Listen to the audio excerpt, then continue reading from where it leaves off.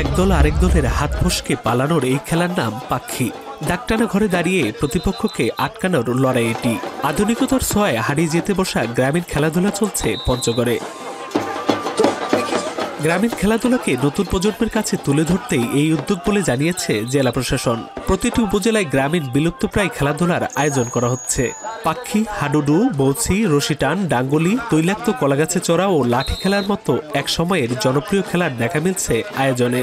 হাডুডু খেলাইছি, গোলাদৌড় খেলাইছি, football খেলাইছি, এগুলা খেলা নষ্ট হয়ে গেছে। আমাদের বাচ্চা কাচ্চারা এগুলা খেলা দেখে নাই, আজ বাচ্চা কাচ্চা নিয়ে এই খেলাকে দেখতে আসছি। বারবার আবেগ আপ্লুত হয়ে যাচ্ছি, নিজের অতীতে ফিরে যাচ্ছি। সত্যি অনেক ভালো লাগছে, যেটা বলে বোঝানো যায় না। পুরনো খেলা দেখতে মাঠে ভিড় করেন হাজারো দর্শক। কৌতূহল নিয়ে ছুটে আসেন শিশু থেকে শুরু করে বয়স্করা। হাততালি আর উল্লাসে খেলোয়াড়দের উৎসাহ দেন তারা।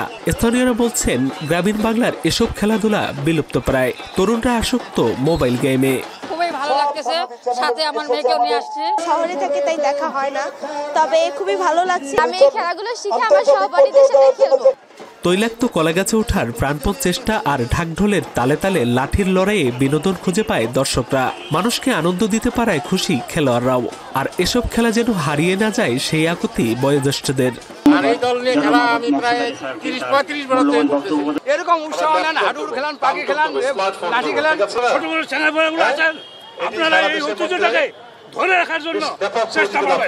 তারুণ্যের উৎসবের অংশ হিসেবে জেলার প্রত্যেক উপজেলায় গ্রামীণ খেলাধুলার আয়োজন করা হচ্ছে বলে জানান প্রশাসনের কর্মকর্তারা।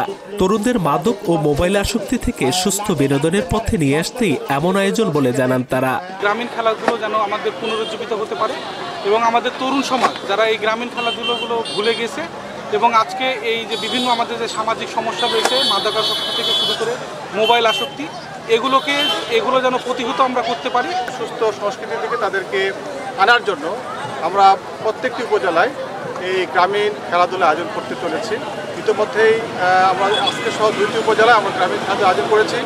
আগামীতেও আমরা বাকি উপজেলাগুলোতে গ্রামীণ খেলাধুলার আয়োজন করব।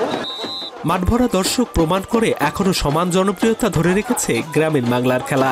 প্রজন্ম থেকে প্রজন্ম এসব খেলাকে ধরে রাখতে সরকারি উদ্যোগ চান স্থানীয়রা।